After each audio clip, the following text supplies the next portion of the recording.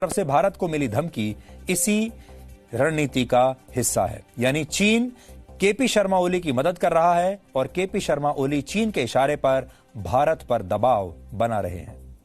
तो क्या नेपाल ने इसे राष्ट्रीय अस्मिता का प्रश्न बना लिया है? क्या नेपाल भारत के साथ टकराव के रास्ते पर अब और आगे बढ़ेगा? किस हद तक जाएगा और कुल मिलाकर नेपाल के लिए यह कितना आसान होगा? इसके लिए दोनों देशों की तुलना हमें आज करनी होगी। ग्लोबल फायर पावर के मुताबिक भारत की सेना दुनिया की चौथी सबसे ताकतवर बड़ी सेना मानी जाती है, जबकि नेपाल की सेना इस लिस्ट में 122वें नंबर पर है। भारत के पास 14.5 लाख सैनिक हैं, जबकि नेपाल के पास सिर्फ 95,000। इसी तरह भारत की जीडीपी करीब 200 लाख करोड़ रुपए है, जबकि नेपाल की जीडीपी सिर्फ 2 लाख करोड़ की है।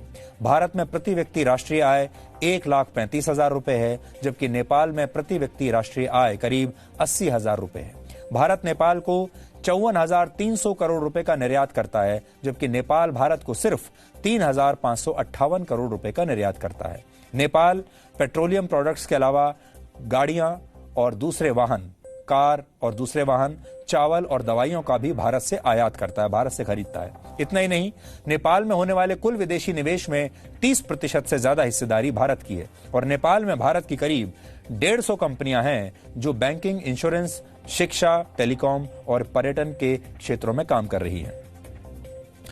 एक अनुमान के मुताबिक भारत में 20 से 25 लाख नेपाली नागरिक रहते हैं। इनमें से 10 लाख मजदूरी का काम करते हैं। यानी नेपाल न केवल सैन्य शक्ति के तौर पर भारत से बहुत पीछे है, बल्कि वहां की अर्थव्यवस्था भी काफी हद तक भारत पर निर्भर रहती है।